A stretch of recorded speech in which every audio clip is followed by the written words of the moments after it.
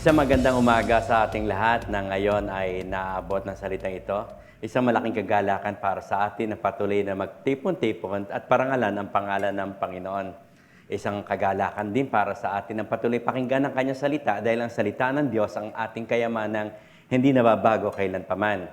Langit at lupa ay lilipas, ngunit ang salita ng Diyos ay manatili at ito'y ating mapanghawakan. Kaya sa umagang ito, dalangin ko na sa ating lahat na naabot ng tinig na ito, sa ating lahat na nagsasama-sama para sambahin at parangalan ng ating Panginoon. Ang mayamang salita niya ay mabuksan sa ating harapan upang patuloy nating namnamin ang mga bagay na ito at mapanghawakan natin ang pangako ng ating Panginoon. Naniniwala po ako na ang bawat Kristiyano, ang bawat taong sumasamba sa Panginoon ay mga taong pinagpala. Pwedeng ngumiti ka, ngitian mo ang iyong katabi at sabihin sa kanyang, pinagpala ang katabi mo. Napakasarap maunawaan na ang pagpapala ng Diyos ay matagpuan natin sa maraming bagay, kalusugan, kagalingan, kapayapaan ng kaisipan, kaligayahan ng pamilya, at maraming pang bagay. Ito ang meron sa langit, ito ang ino-open sa atin ng Panginoon nang tayo ay kumonekta sa Kanya. Ano meron sa langit, naka-open ito patungo sa ating buhay. Why? Because God is extending His kingdom through the people who allowed their lives na pamahalaan ng Panginoon. Nang tanggapin natin ng Panginoon, nagkaroon ng pagbabago ang ating buhay at ang ating pagkatao. At dahil dito, nagiging mabunga ang mga bagay na ating ginagawa. Ating pinag-aaralan ngayon ay pinamaga sa ating kasi 29th year anniversary ito, ang ating lalakaran ay be fruitful. No? Maging mabunga ka. Maging mabunga. Ang ibig sabihin, no boundaries, walang limitasyon, walang makapipigil sa pamunga mo. Kaya ang title natin ay Living a Fruitful Life. Living a Fruitful Life. Nais ko pang basahin sa Mark 4, verse 13 to 20, at habang binabasa natin, hayaan po natin ang salita ng Diyos ay maukit sa ating puso at makita natin ang biyaya at pagpapala, ang kagalakang nagmumula sa ating Panginoon. Sabi niya, pagkatapos tinanong sila ni Jesus, hindi pa ba ninyo naunawaan ang talinghagang ito? Paano nyo maunawaan ang iba pang mga talinhaga? Ito ang kahulugan ng talinhaga. Ang binhing inihahasik ay ang salita ng Diyos, at ang mga binhi namang nalalaglag sa daan ay ang mga taong nakikinig sa salita ng Diyos. Pagkaraan nila ay dumarating Satanas at inaalis ang salitang inihasik sa kanila. Ano po inaalis? Ang salitang inihasik sa kanila. Ang katulad ng mga binhing nalaglag sa batuhan ay mga taong nakikinig ng salita ng Diyos at agad na tinanggap ito ng may galak. Paano po tinanggap ng may galak? Hindi sila nalungkot, kundi may kagalakan. Dahil ang salita ng Diyos ay nagbibigay ng kalayaan. Subalit, hindi ito tumitimo sa kanila, kaya't hindi sila nagtatagal. Pagdating ng kapigatian o pag-uusig dahil salita ng Diyos, agad silang sumusuko. So ito daw yung mga taong hindi sila tumatagal. Nagalak sila ng tanggapin ang salita ng Diyos, pero hindi sila magtagal. Bakit? Hindi tumitimo. Hindi ito nakabuon. No, hindi ito nag-ugat ng malalim. 18, ito naman, no, kaya hindi ito nagtatagal. Pagdating ng kapigatian o pag-uusig dahil salita ng Diyos, ano po inuusig? Salita ng Diyos, agad silang sumusuko. Ito naman ang katulad ng mga binhing nalaglag sa may matitinik na halaman. Sila ang mga taong nakinig ng salita ng Diyos, ngunit dahil sa alalahanin sa buhay na ito, pagkasilaw sa lapi o kaya pagkahumaling sa ibang mga bagay, ang salita ay nawawalan ng puwang sa kanilang puso, kaya't hindi ito nakakapamunga. Ano po? Nahumaling. No? Ang sabi, sila yung mga taong nakikinig. So, nagpapatuloy sila sa pakinig ng salita ng Diyos, ngunit kasabay nito, meron silang alalahanin. Ang tinitingnan nila, yung mga alalahanin sa buhay, tinitingnan nila ang pangailangan nila, ang mga pagkasilaw, sabi ito, pagkasilaw sa lapi, o kaya'y pagkahumaling sa ibang mga bagay. Ano ba yung mga bagay na humaling tayo na nauubos sa ating panahon? No? Nauubos ang ating panahon. Ito is, pag sinabing kinahuhumalingan, Ito yung mga bagay na ginagamitan mo ng oras, na ibibigay mo ang salapi, ang lakas, ang energy mo, nauhumaling. O kaya pagkahumaling saan? Sa ibang mga bagay. Pwedeng ito'y may kaugnayan sa computer. Kinahumalingan mo, cellphone, gadget, babae o lalaki. May mga bagay o bagay na iyong labis na nakahumalingan. Ang salita tuloy ay nawawala ng puwang sa kanilang puso, kaya't hindi ito nakakapamunga.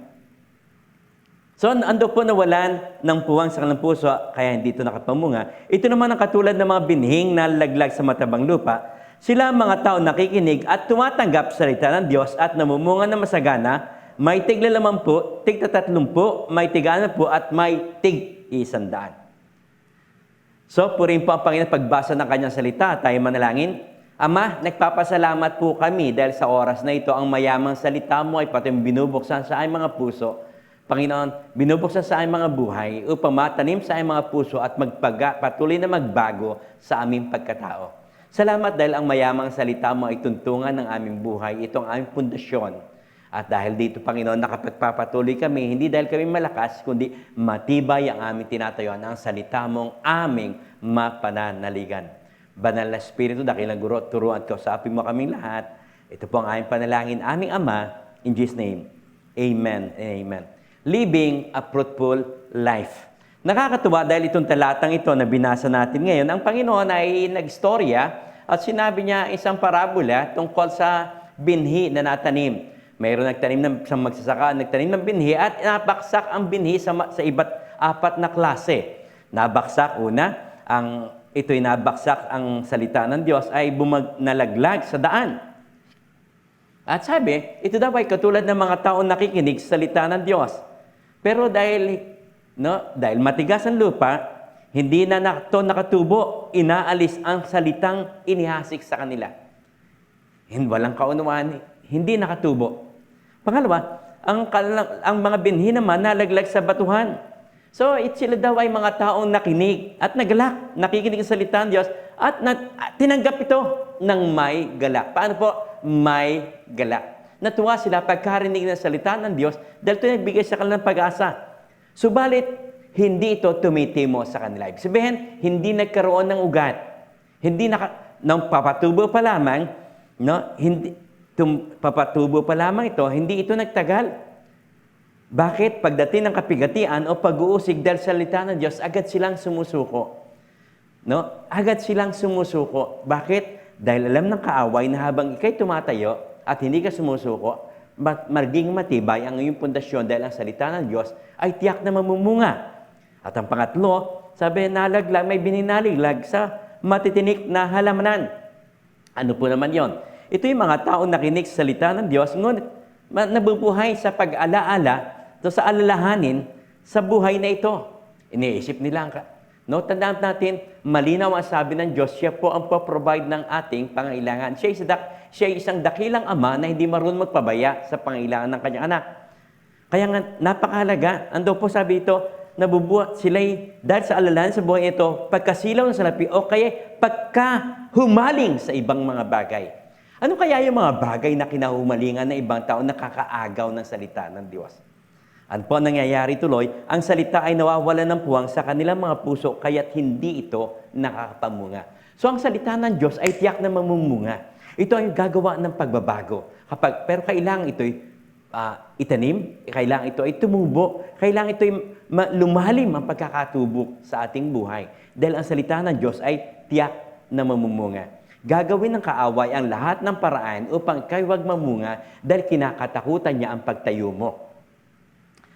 Ang salita ng Diyos ay napakayaman. Sabi sa salita ng Panginoon, lahat ng bagay na may buhay ay isa lang pwedeng gawin, maging fruitful at mag-multiply.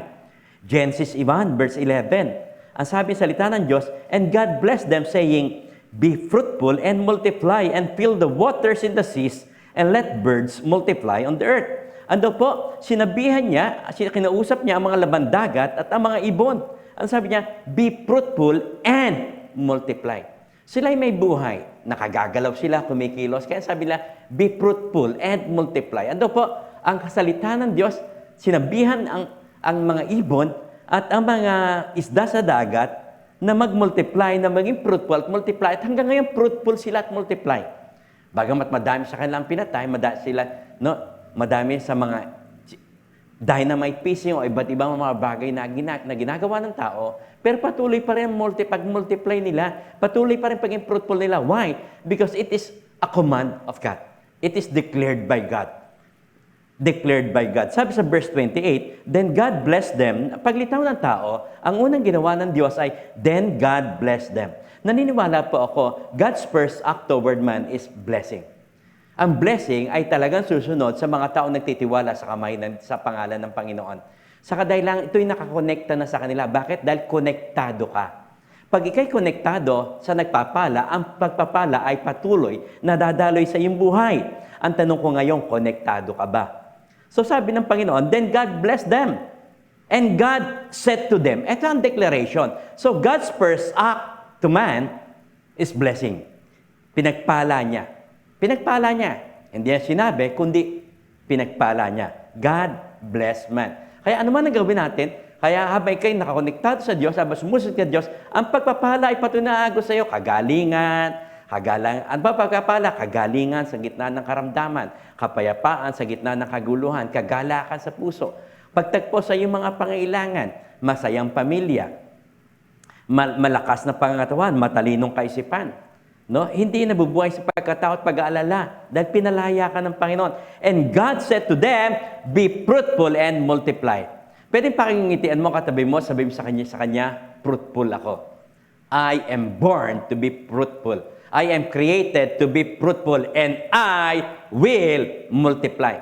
No, declaration affects our life. Ito ang declaration ng Panginoon. Ito'y mangyayari at magaganap kapag ito'y ating tinayuan. Fill the earth and subdue it. Have dominion over the fish of the sea, over the birds of the air, and over every living things that moves on the earth. Yung fruitful and multiply, pareho yung tao, yung hayop, dineclare to ng Panginoon sa tao. Pero ang mga hayop hindi pinagpala. Ang mga ibon hindi pinagpala. Pero dineclare sa kanila, be fruitful and multiply. At hanggang ngayon, naging fruitful sila at multiply. Nagmamultiply sila. Ang mga tao naman, pinagpala niya bago niya dineclare, be fruitful and multiply. Ano po sabi doon? Ang kaiba naman natin, no, have dominion. Tayo naman namamahala sa mga fruitful na ito. Fruitful ang mga isda, fruitful nagmamultiply ang mga, nagmamultiply sila. At tayo naman ang tagapamahala. Kaya nais ko malaman mo, tagapamahala ka. Habang konektado ka sa Panginoon, ikaw ay maging mabuting tagapamahala na iyong pamilya, maging mabuting tagapamahala na iyong finances, na iyong pagkain, ng mga bagay na ipinagkakatiwala sa iyo ng Panginoon, maging mabuting tagapamahala ka na iyong oras, ng iyong mga gadgets and resources that God had given you. Nang tawagin tayo ng Panginoon, bilang mga Kristiyano, tayo ay mga ambassador ng Panginoon na kung saan tayo pinagkatiwala niya sa atin ang kanyang kingdom upang makita ang kingdom na ito at mag-multiply sa earth dito sa mundong ito. Nais ng Panginoon tayo ay maging fruitful. Kaya ang sabi ng Panginoon, declaration niya, 3 John 1 and 2. Beloved, I pray that you may prosper in all things, be in health just as your soul prosper. So ano daw po, spirit, soul, and body? Ang nais ng Panginoon, spiritually, mag-multiply tayo. Maging fruitful tayo spiritually. Ang ibig sabihin nito, by living a life pleasing unto God. Ang ating buhay, nabubuhay tayo, nagbibigay lugod sa Diyos, at tayo ay involved sa matapat na paglilingkod sa kanyang kaharian. Tayo ay naging kasali. Involved tayo. Hindi tayo nanonood lamang sa nangyayari, but we are advancing God's kingdom. Ang ibig sabihin, fruitful spiritually. Ang isang tao nag-a-advance, it is because he is fruitful spiritually. So, mahalaga, spiritual fruitfulness. Maging spiritual, fruitful ka. Pangalawa, intellectual. Naniniwala pa ako na tumatalino ang isang tao nasa Panginoon. Why? No? Dahil we had the wisdom of God. Habang inilalain mo ang sarili mo sa Panginoon, tumatalino ka, marunong ka sa paggamit ng oras. He wants us to grow. Nais ng Diyos na tayo lumago in knowledge, in wisdom and understanding, both in spiritual things and academic matters. Kaya nga mga estudyante, tumatalino ka. Napasin nyo ba? Idine-develop mo pa ang iyong sarili, ini-improve mo, marunong kang gumamit ng oras. No? Why? Because you have the wisdom of God. You have the mind of Christ. Hindi mo sinasayang, you are not wasting your time. Hindi yung pinapalipas lamang buong maghapon, kundi sa buong maghapon yon, pinalago mo ang iyong sarili. Dumaan ang araw at oras na may inilago ka, meron kang new words na laman. Pangatlo, physically. So, spiritually, intellectually, physically. No? Pinapalago, fruitful din ang iyong physical na katawan. He wants us to prosper in our health and in our financial and material wealth. Nakita din tayo ay maging prosper. Malakas ang ating pangatawan. Kaya nga tama ang pagkain. Tama ang pagkain natin. Tama ang ating mga pag-aalaga. Inaalagaan natin ang ating katawan. No, pag sinabi physically, maging ang finances natin. I believe that God, sabi ng Panginoon, binigyan tayo ng wisdom. Ang salapi ay hindi babaksak mula sa langit, kundi binigay sa atin ng Panginoon ang creative ideas to create wealth. Ang sabi sa Deuteronomy 8 verse 18, for He had given us power, creative ideas to create wealth, to gain wealth. So, tayo ay binigyan ng Panginoon talino ng lakas upang kumuha ng mga pagkapala. Kaya nga, dinedevelop natin ang ating mga sarili. No? Ini-improve mo ang sarili. No? Nagba-master ka, kung itapos ka ng kolehiyo, patuloy ka, dinedevelop pa yung sarili. Why? Because you are preparing yourself. Only prepared people are prepared to receive good things from God. Great things. Dahil inihanda mo, naihanda si Joseph at naihanda si David. Kaya naging fruitful ang kanilang buhay sa gitna ng mga questions in life, hindi sila tumigil. No? So, spiritually, intellectually, and physically. Siyempre kasama doon ang ating family. Kasama ang fruitful ka sa iyong family. So, basically, guys ng Panginoon, tayo ay maging fruitful sa lahat ng areang ito. Why? Dahil tayo ay ambassador ng Panginoon. Na sa tuwing nang makita tayo, natutuwa ang tao dahil nakita nila ang fruitfulness, ang kasiyahan ng pamilya. Nakita niya, hindi ka nangungutang, hindi ka nangihingi, hindi ka nagbebeg, dahil God supply all your needs. Nakita niya rin ng mga tao sa ating paligid, we enjoy life. Fruitful is good. No? Pag sinabing fruitful, people who are productive, people who are fruitful, are people who are enjoying life. Excited kasama mga taong fruitful. Masaya. No? May kaligayahan. Why? Because they are productive. At yun ay mangyayari at magaganap if we understand the Word of God. Kaya nga, a true revelation of God's Word is essential for a victorious Christian. Napakalaga po maunawaan natin, mabuksan sa atin ang salita ng Diyos. Why? John 3:6. For the natural realm can only give birth to things that are natural, but the spiritual realm gives birth to supernatural life. Ano po? The spiritual realm gives birth to supernatural life. Pwede kang mamili, ano ba ang gusto mong buhay? Natural or supernatural? No? Nasa iyo kung anong gusto mong buhay. Pero kung nais mong buhay ng natural life, then natural realm lang ng ginagawa mo. But, ang sabi, the spiritual realm gives birth to supernatural life. Kaya nga nakakatuwa, habang sumasama ka sa Panginoon, hindi ba kaya may paliwanag ang mga ginagawa ng Panginoon, ngunit kitang-kita mo ang kabutihan ng Diyos. Ang mga tao sa iyong paligid ay makita ang kabutihan ng Diyos sa iyong buhay, sa iyong pamilya, ang katalinuhan sa iyong pag-iisip, ang kalakasan na iyong katawan, makitang-kita nila ang kabutihan ng Diyos. Why? Sa kadahilanan po, yun ang dineclare niya, be fruitful and multiply. Pero dahil sa kasalanan, napalayo tayo at nawala ang fruitfulness sa tao. Ang nakakatuwa, sa gitna ng kasalanan si Adan, si Eva ay nagkasala, lumikha agad ang Panginoon ng solusyon. No, remember, in every problem, don't magnify the problem. In every problem, look at the solution. God always prepare the solution. Sa mga tao nagtiwala sa Kanya, naandoon ang solusyon. Kaya pwedeng pangitian mo ang katabi mo, sabihin mo sa Kanya, may solusyon na. No? Ang Diyos ay nagbigay ng solusyon. Genesis 3 verse 15, and I will put enmity between you, sinabihan niya sa Satanas, between you and the woman.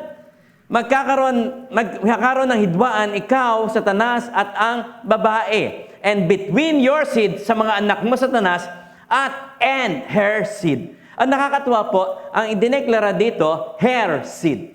Capital S-O. Seed, hindi seeds, but her seed. He shall bruise your head. Babasakin ng binhi ng anak na iyon ang ulo mo, at ikaw naman kakagatin mo lamang kanyang sakong. Hanggang sakong lang pwedeng kumagat, Satanas. Huwag natin po siya papasukin sa ating isipan. Hanggang sakong lang. Yes, pwede kanya saktan. Sabihin mo sa kanya, hanggang sakong lang kita.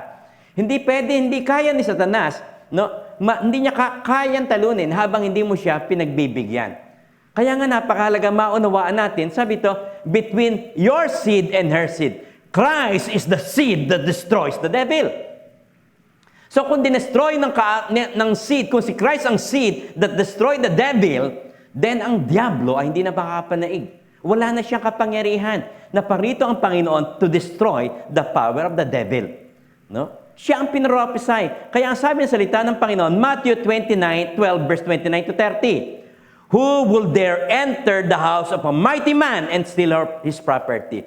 Sino daw ang papasok sa buhay ng isang malakas na tao at kukuhanin ng kanyang ari-arian? Una, he must be overpowered and tied up by one who is stronger than he. Sino po? Kailangan po nang pumasok ang isang taong mas malakas ka sa kanya at itali siya. Then his entire house can be plundered and every possession stolen. Ano po? Ang lahat ng ari-arian ng taong yon ay pwedeng makuha at makukuha mo. Sino po iyon? Sino yung one who is stronger than Satan? Nung una, malaya tayo sa kaaway, kaya ang ating angkan, dinestroy ng kaaway. Nasa ilalim ng panguna niya. But we want to thank the Lord na parito ang Panginoong Jesucristo, in-overpower niya Satan. And kaya nga ngayon, unti-unti nakakalaya ang ating sambayan, nakakalaya ang ating angkan sa ilalim ng sumpa, sa ilalim ng kasalanan, sa gitna ng mga panggugulo na ginagawa ng kaaway. Kaya ang sabi sa atin ng Panginoon, so, join with me. So, ang pagsiyakap sa Panginoon ay pagsama sa Kanya. For if you're not on my side, you are against me. And if you refuse to help me, gather the spoils, you are making things worse. Kaya pag hindi mo ako tinulungan, hindi ka sumama sa akin upang i-gather ang mga spoils na ito, you are making things worse. Kaya kailangan sumama ka sa Diyos para may gather niya pabalik ang kaligtasan na isang bayan. May gather niya pabalik, yung mga nawala sa iyo muli niyang may balik. Sumama ka sa Diyos, sa Panginoong Yesus. So kaya ang invitation niya, join with me. Kaya ating i-comment, I join with the Lord.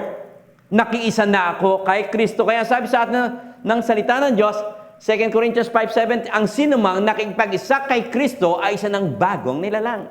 Ang sinumang nakipag-isa. Hindi ka nag-iisa, kundi nakipag-isa. Sumama ka sa Kanya. Ano po ang mangyayari? Sabi sa salita ng Diyos, John 10:10, a thief has only one thing in mind. Ano sabi na? A thief has only one thing in mind. He wants to steal, slaughter, and destroy. But I have come to give you everything in abundance. More than you expect. Like in its fullness until you overflow. Ano po? Ang kaaway ay mayroon lamang isang mayroon lang siyang one thing in mind. Buti po yung kaaway, mayroon siyang one thing. Nais kanya nakawan. Wasakin na yung pamilya. Sirain ang iyong buhay. But I have come to give you everything in abundance. Hindi ka mabubuhay sa pagkatakot at pag-alala. Hindi ka mag-worry sa iyong kinabukasan. More than you expect. Higit pa sa kinakailangan mo. Higit pa sa tinatanaw mo. Mas maganda ang tinatanaw ng Panginoon. Life's in its fullness until you overflow. Why? Because Christ is the seed. And Christ the seed that is planted in us. Nang buksan natin ang ating sarili sa Panginoon at tanggapin natin siya, meron binhing nakatanim sa atin. 1 John 3 verse 9, whoever has been born of God does not sin. Bakit? For his seed remains in him. Ano po? His seed. Sino po yun? Ang Panginoon, ang binhi ng Panginoon ay taglay-taglay natin. So, tinaglay natin ang binhi ng Panginoon. Kaya nga marami taong nagugulat. Malakas ka daw sa Diyos. Ano sasabi sa'yo? Pag-pray mo nga ako, malakas ka sa Diyos. Mabuti ka pa, pinagpapala. Why? Because God's seed is in you at tumutubo ito. Tumutubo ito, naging dahilan para makita ng mga tao ang pagbabago nangyayari sa iyong buhay. Anong gagawin ng Panginoon? I have come to give you everything in abundance, more than you expect, life in its fullness until you overflow. This is fruitfulness. You will overflow. Kaya nga, being fruitful is exciting. It gives life. It gives joy. It empowers you. At iyon nagsisimula, siyempre, connection to Christ. When you connect to Christ, fruitfulness happen. Fruitfulness happen. Sabi kasi ng Panginoon, John 15 verse 5, I am the vine, you are the branches. So sa ang Panginoon ang vine, kapag kumunik ka sa Kanya, ang lahat na yung branch na yon, ang lahat na meron sa vine na yon, dadaloy patungo sa Kanya. Sasaplayan ka ng vine. Christ is the vine and we are His branches. So connection to Christ makes us fruitful. That's the beginning. Ano po ang dapat natin gawin? Bakit Pastor? Bakit maraming Kristiyano ang connected na kay Christ pero hindi pa rin fruitful? Meron mga bagay. Ano ang mga bagay na dapat natin maunawaan to live a fruitful life? Nais ba maging fruitful ang buhay mo? Deklara mo ulit, I am fruitful. No? I am fruitful. Napakalinaw po ng pagsalita ng Diyos. Be fruitful and multiply. Anong ginawa ng dahilan ng Panginoon sa Kristo? Siya na parito, to give you everything in abundance. So, magpasya ka. Ano man ang iyong kinakaharap, hindi ako titigil sa aking ginagawa. May problema man, may sakit o karamdaman, may patinding pangailangan, meron akong kinakatakutan o pinakinaalala, Panginoon, I believe in you. I will declare, I will change my confession, I will declare what I believe. Na ikaw ang pinanggagalingan ng aking buhay. That my life will overflow. Binigyan tayo ng Panginoon everything. God, tinatanggap ko ang binigyan mo sa akin everything in abundance. More than I expect. Life in its fullness until I overflow. Ano pa mga bagay na dapat natin? Dito po, binasa natin kanina, yung mga binhi na napatapon sa daan. Binhi na napatapon sa dawagan. Binhi na napatapon sa batuhan. Iisa lamang po ang namunga. Yung isa, hindi nakatubo. Yung isa, bumuon ng konti, pero pagdating ng problema, agad na nawala. Kaya hindi porke nagagalak ka, ay okay na. Hindi porke mapalakpak ka, ay okay na. Ang tanong, pagdating ba ng problema, napagtatagumpayan mo ito? Hindi sinabi ng Diyos na wala ng problema, pero napakalaga po sa gitna ng mga problema na ating kinakarap, ano po ang dapat nating maunawaan? Meron tatlong bagay lang po. Una, God's Word. To be fruitful, God's Word must be unlocked. Ano po? God's Word must be unlocked. Sabi sa verse 13 na binasa natin kanina, pagkatapos tinanong sila ni Jesus, hindi pa ba ninyo naunawaan ang talinhagang ito? Paano nyo na maunawaan ang iba pang talinhaga? Ito ang kahulugan ng talinhaga. Ang bining ni Asik ay ang salita ng Diyos. Mahalaga po na ma-unlock ang God's Word must be unlocked. Hindi nila naunawaan ang tinuturo ng Panginoon. Nabasa ng mga Pariseo ang salita ng Diyos pero hindi nila naintindihan. Napakahalaga po maunawaan, mabuksan sa ating isipan. Ang sabi sa salita ng Panginoon, Hosea 4 verse 6, my people are ruined. Alam niyo pag binasa niyo Hosea 4 verse 6, na malungkot na istorya dahil bayan ng Diyos. Hindi ko alam kung maaaring isa ka ngayon, maaaring mayroon din na bubuksan, at kung may mga question na nangyayari sa iyong buhay, nais ko malaman mo, ang salita ng Diyos ay makapangyarihan. At kailangan lang tumabuksan, ma-unlock sa ating buhay. God's Word must be unlocked. To be fruitful, God's Word must be unlocked. My people are ruined because they don't know what's right or true. But why? Because you've turned your back on knowledge. I've turned my back on you, priest. Because you refuse to recognize the revelation of God, I'm no longer recognizing your children. Ano po? No, you turn your back on knowledge. Hindi niya nila alam kung ano ang tama at mali. You refuse to recognize the revelation of God. Hindi mo naintindihan ang kapahayagan ng Diyos. Kaya napakahalaga po na ating minemeditate sa salita ng Diyos. Huwag natin basahin lamang, kundi ating namnamin, tikman natin, masarap ba ito? Ano ang ibig sabihin? Bakit isinulat ng Panginoon? Bakit sinabi ito ng Panginoon noong oras na iyon? I believe God reveals Himself to those people who open their heart. Sa mga tao. Kaya Matthew 22 verse 29, ito ang tinanong ang Panginoon ng mga tao at sabi ng mga Pariseo at ng mga Skriba, ng mga Sadducees, sino po mapangasawa? Dahil namatay yung magkakapatid, 7 magkakapatid namatay, napangasawa nila ang isang babae, sa kanilang muling pagkabuhay, sino ang kanilang magiging asawa? Kung may buhay na maguli. Ano ang sagot sa kanilang Panginoon? You are deluded. Ang ibig sabihin, hindi yun naintindihan. Hindi yun natanaw. Why? Because your heart are not filled with the revelation. They have the scripture, alam nila ang salita, pero walang kapahayagan ng salita. At dahil doon, you are not filled, your hearts are not filled with the revelation of the scripture or the power of God. Kaya nga po hindi ini-enjoy walang revelasyon. Ang revelation of God, nagbibigay ng kasiglahan at kagalakan sa isang tao. Ang sabi, your hearts are not filled with the revelation. Kaya nga hindi nag-e-enjoy sa pagbabasa ng salita ng Diyos, walang panahon. Hindi excited. Hindi excited sa pagbabasa ng salita ng Diyos. Hindi lamang hindi excited, kundi wala rin panahon. Walang panahon salita ng Diyos. Kaya sabi niya, you are deluded. My people are ruined. Kaya ano po sabi ng Panginoon, Mark 4 verse 25, for those who listen with open hearts will receive more revelation. Ano po? Open heart. Paano matanggap ang revelation? When you open your heart. No? But those who don't listen with open hearts will lose what little they think they have. But those who don't listen with open hearts will lose what little they think they have.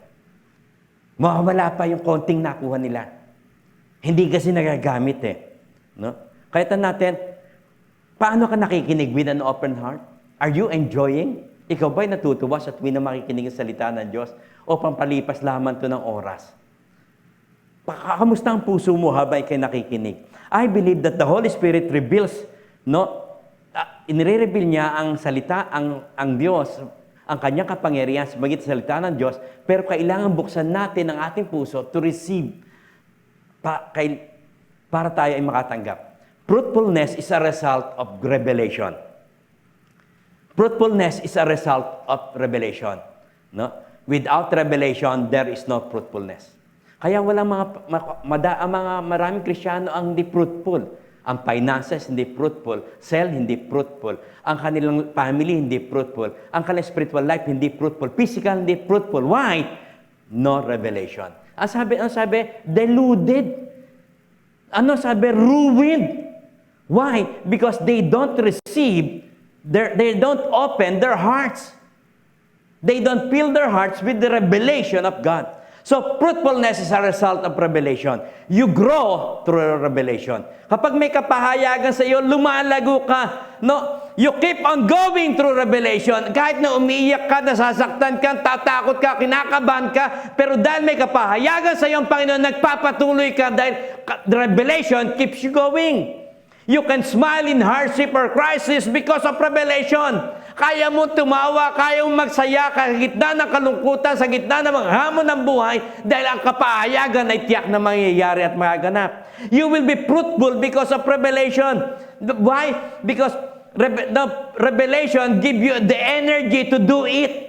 Nag-e-enjoy ka sa iyong ginagawa. Ang isang tao may kapahayagan ng Diyos, nag-e-enjoy sa kanyang ginagawa. Ang isang tao nag-e-enjoy sa kanyang ginagawa, naging fruitful siya. So, fruitfulness is a result of revelation. It keeps you going. It makes you productive. Revelation empowers you. It makes you strong. It energizes you. It makes your work excel. Gumaganda ang mga ginagawa mo. Why? Because of the kapahayagan. Ang tanong, bakit mo ginagawa ang ginagawa mo? Bakit tama ang paggastos mo sa salapi dahil nais mong parangalan ng Panginoon? Bakit tama ang pagkain mo? Bakit tama ang ginagawang pag-aalaga sa iyong katawan? Dahil may kapahayagan ba ang Panginoon sa iyo na ikay templo ng Diyos? Bakit ang ganda ng pagmamahal na ginagawa mo sa iyong asawa, sa iyong mga anak? Bakit pinaglilingkuran mo iyong asawa? Bakit di ka nagbibilang na iyong ginagawa? Why? You're enjoying because the revelation is that kayo'y regalo, ang pamilya ay regalo ng Diyos. So, ginagawa mo ito because of revelation. It energizes you. It gives you courage to stand against any obstacle. Nakita natin si Moses kung paano hinarap niya. He confronts Pharaoh. Tumayo siya sa pinakamataas na hari noon. Why? He saw the revelation of God. Ang kanyang Diyos ay hindi isang hari ng lupa, kundi hari ng mga hari. Si Joshua ay pumayag, inikutan ang pader ng Jericho gamit ang trompa, gamit ang trompeta lamang. Why? Because he moved with revelation. It empowered them. It energizes them. Ang isang bata na sa gitna ng marinig niya ang Panginoon ay nais pakainin ng 5,000 katao, inilapit niya ang kanya 5 tinapay at 2 isda. Why? Because he understands revelation. Anumang ibigay mo sa kamay ng Diyos ay kaya niyang i-multiply. Tandaan po natin, God's Word must be unlocked. Kapag hindi na-unlock, ay ibig sabihin, there is no revelation at all. No? Ano po, ang isang taong gumagawa ng walang revelation ng Panginoon, walang kapahayagan sa sinabi ng Diyos, hindi mo ini-enjoy ang ginagawa. Pabigat ang devotion. Naging pabigat ang pagsasel. No? Hindi mo ini-enjoy. Hindi mo alam na ginagawa. Bakit mo ginagawa ang ginagawa mo? Ginagawa mo ang ginagawa mo ngayon because you are in love with God. You are enjoying in using your money properly and wisely because you are in love with God. Minamahal mo ang iyong asawa because you are in love with God. Minamahal mo ang iyong anak because you are in love with God. Iginagala mo ang iyong magulang because you are in love with God. And you want to glorify. Nais mo parangalan ng Panginoon sa lahat ng bagay na iyong gagawin. Kaya nga nag-excel ka. Gumaganda, lumalabas ang katalinuhan mo. Naging productive ang iyong mga ginagawa. Saan? Bakit ka naging fruitful? No? Fruitfulness is a result of revelation. God wants to reveal. The Holy Spirit will reveal. Pero ang tanong, naka-open ba ang heart mo? No? God's Word must be unlocked. I believe ito ang moment na kung saan ang Panginoon patuloy may binubuksan sa ating katauhan that you are born to multiply. You are created to be fruitful, born to multiply. It's sa gitna ng mga pang-Christ. Ang Christ na ito magpapakita ng multiplication that the church of God is an advancing church. No? Isa lamang alam natin to move forward. Pangalawa, God's Word must be sown and conceived.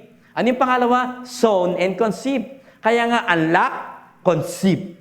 Conceive. Hindi lamang matapos sa maitanim, kailangan ito'y ipagdalang tao. Pag sinabi conceive, ipinagdadalang tao mo na ilagay, nang mailagay ang sperm cell, anong ginagawa ng babae? Dadalhin niya yun. Ganyan din po, ang inilagay ng Panginoon ang binhi sa atin, His seed, inilagay sa atin, dalhin natin, huwag mong bitawan. Ano sabi ang ginagawa ng kaaway? Dumarating sa tanas at tinatanggal. Ang tinatanggal, yung binhi. Ang salita ng Diyos. Ang salita ng Diyos ay ang Diyos mismo. Remember, in the beginning was the Word, and the Word was with God, and the Word was God. Ang salita ng Diyos ay ang Diyos. Hindi pwedeng iwalay ang Panginoon sa kanyang salita. No? Hindi pwedeng ilagay. Kaya pag sinabing conceive, to think or create in the mind. Sa gitna ng mga problema yung kinakaharap, sa gitna ng pandemic na ito, kine-create mo, kinukonsip, hindi mo binibitawan sa iyong isipan ang pangako ng Diyos. Dahil ang goal ng kaaway, bitawan, makuha ang salita. Dahil alam ng kaaway na ang salita magbibigay ng fruitfulness sa iyong buhay. To think or create in the mind, to become pregnant, to imagine. Ipinaglilim mo, dinadala mo, hindi pwedeng inilalaban mo. Why? Dahil may imbinhing na sa pagpapala ng Panginoon. Kaya sabi Psalms 1 verse 1 to 3, Blessed is the man who walks not in the counsel of the ungodly, nor stand in the paths of sinners, nor sit in the seat of the scornful. Ando po, tawag sa tao, blessed.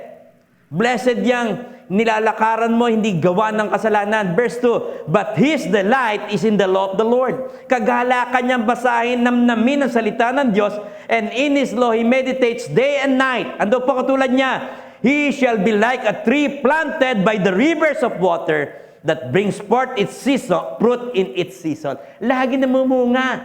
Lagi namumunga. Whose leaf also shall not wither. Ito, and whatever he does shall prosper. Fruitful ano man ang gawin. Why? Dahil tinataglay niya ang katalinuhan ng Panginoon. Tinataglay niya ang sinabi ng Panginoon. Tinataglay niya ang declaration ng Panginoon. Be fruitful and multiply. Be fruitful and multiply. Whatever he does shall prosper.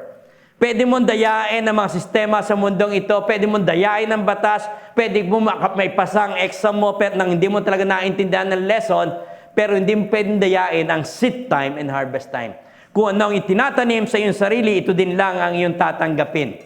No? Kaya ano ang tinatanim mo? Kung ano ang tinatanim mo sa iyong sarili, ito din ang iko-conceive mo. Ito ang iyong dinadala. Pag ang tinatanim mo ay worry, ang dadalin mo ay worry at pangit ang result nito, pangit ang product nito. Pag ang tinatanim mo naman ay salita ng Diyos, nagdadala ito ng pananampalataya na sa gitna ng mga pagluha, sa gitna ng mga kalungkutan, sa gitna ng mga questions in life, you are still standing because you believe na ang salita ng Diyos ay mapangahawakan.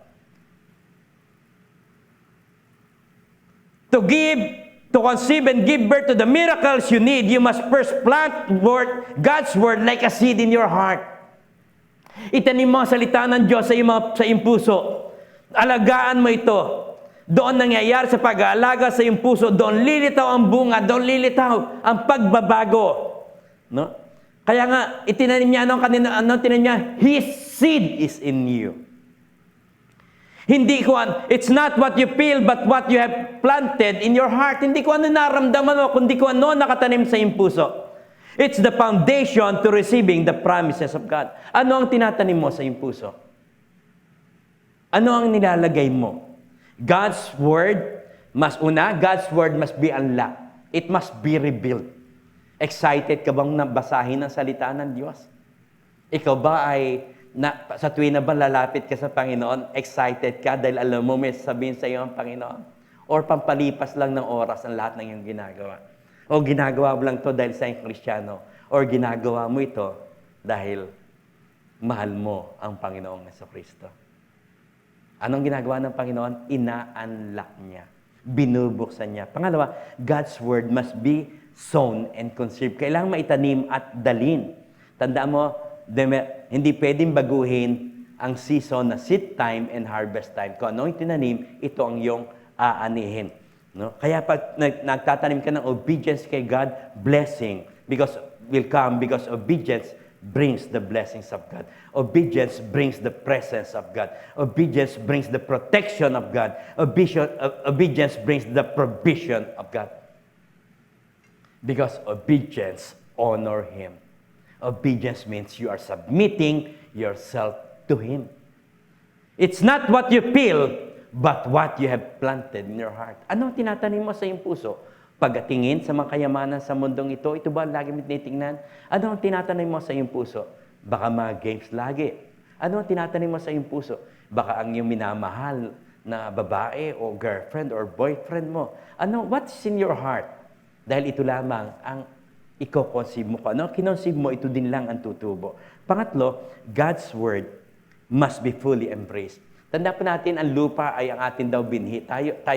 Ang salita ng Diyos ay binhi at ang lupa naman na pinagtataniman ng binhing ito ay ang ating puso. God's word must be fully embraced.